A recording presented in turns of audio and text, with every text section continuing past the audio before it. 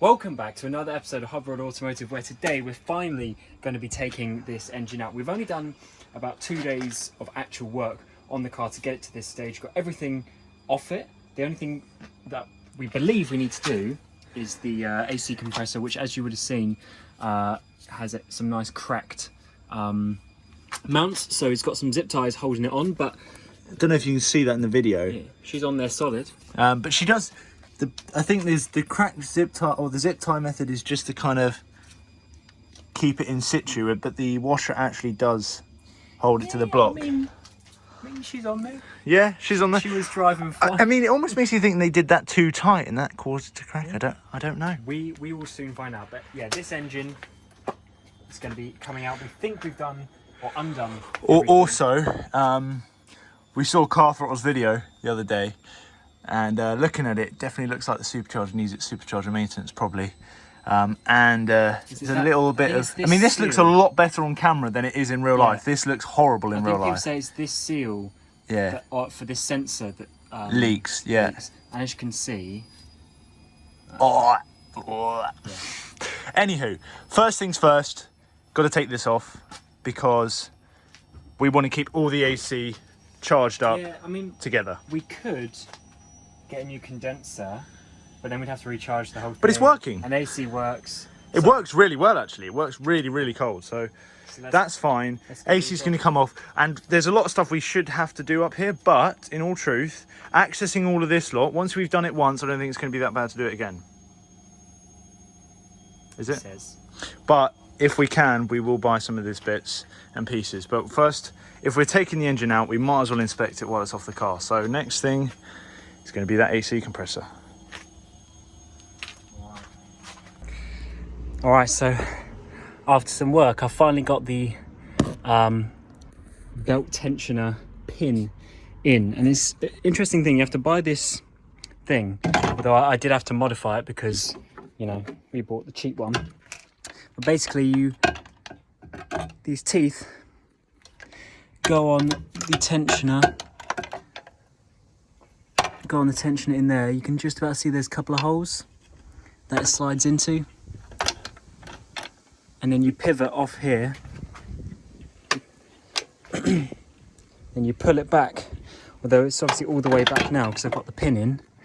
You put a little pin in there. So now, I've already taken some pictures. But now we should be able,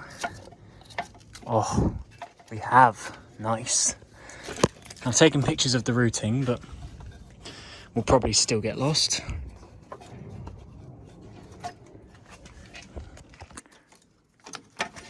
So there we go.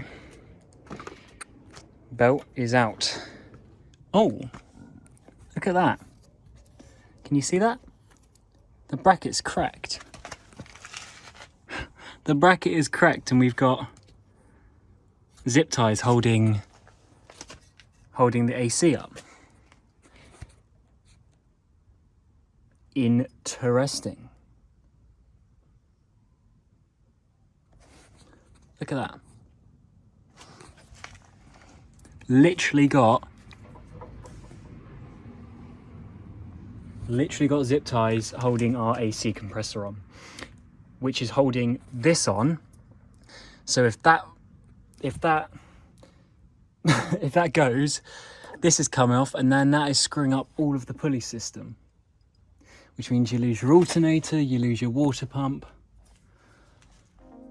Yikes.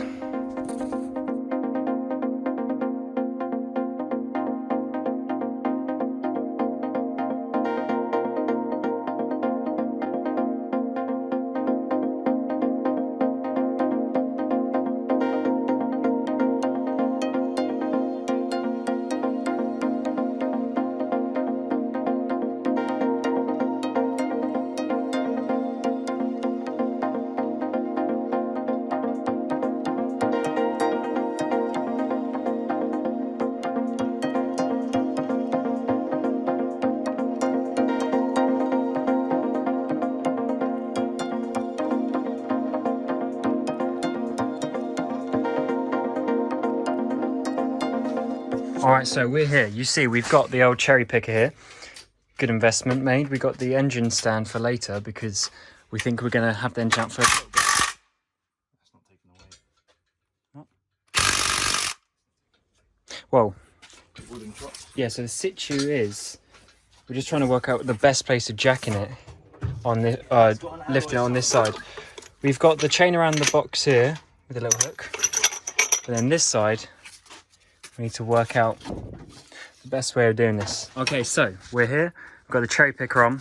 So what we've done on this side is the chain basically goes completely underneath, loops around, clicks in here, out. Then we're coming down here. We basically got it in one of the engine mount bolts here and on the front. So that seems like it's going to be enough to take up. So once we take off this bolt here, the whole thing,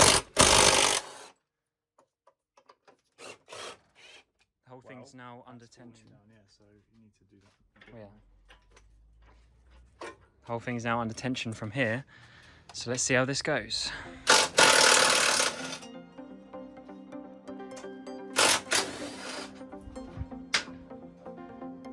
Oh, alright? Yeah. Just got to be gentle with it.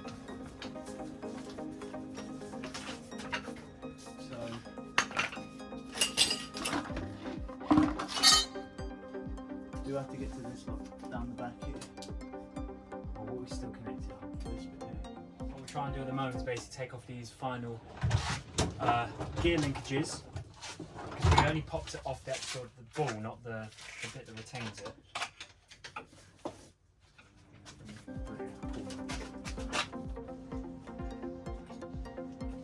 Something definitely holding it still. I don't think so.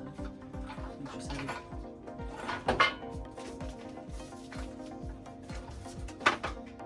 Oh, it's that hose that's holding it there.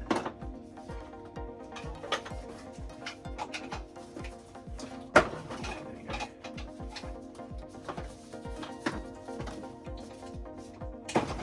Go, that was it. It's out. I think so too. Let me Come slowly. go up a bit more. Again, I don't know. because on this side it's a bit close now. There's a few behind.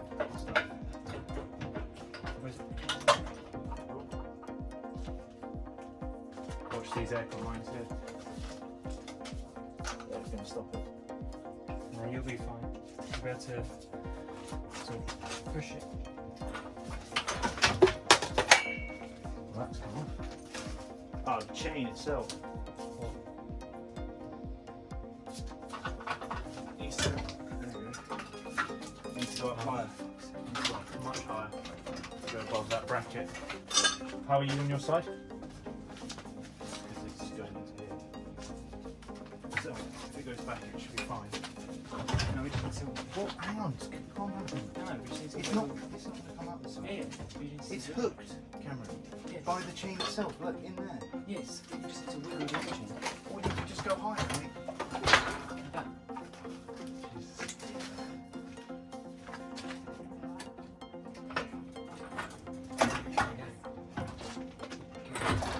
Keep going. Way out.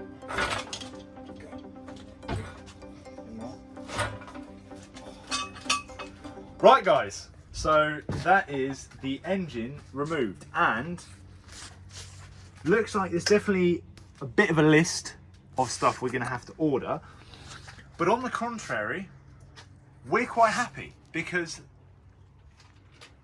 in all honesty, I think now we could probably get that out in half a day. Oh yeah, for sure. Like, For sure. this modular front end, great idea.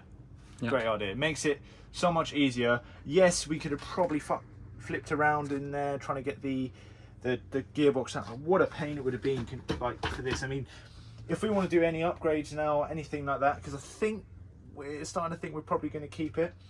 Because I think the biggest thing is we're not going to mind doing this again. We're not going to mind doing this again, and yeah, everything's so accessible now. And Got the old supercharger there. if this only takes half a day and we blow it up at the track, engines aren't that expensive at the moment. You know, these engines are everywhere. I think they're very similar to all of the other ones. You just need to bolt on the supercharger. So yeah, but this is a bit ugly. Like the rocker cover bolts are really rusty, and there's Yeah, she needs some. I'm just weird done. note 710 on. Don't know what that's all about. You guys, let me know what 710 on means. But anyway, we're gonna go get some grub. Yeah, because she does need some love. she does need 100,000 miles, so. which I'd usually say isn't much, but on these cars they can be a bit fragile. My first one had 36, and I'm 33 actually when I got it, and I've never had so many problems. So yeah, let's go get some grub. Then we're going to come back. I think we're going to split it apart. We are going to put it on the engine stand, partly because we just want to use it, but also because we need to make a list of everything we need to order to get this thing spot on. And that's ignoring suspension and stuff. But mind you, that stuff's pretty good on this. It drives pretty well. Yeah, we'll just focus on the engine for now.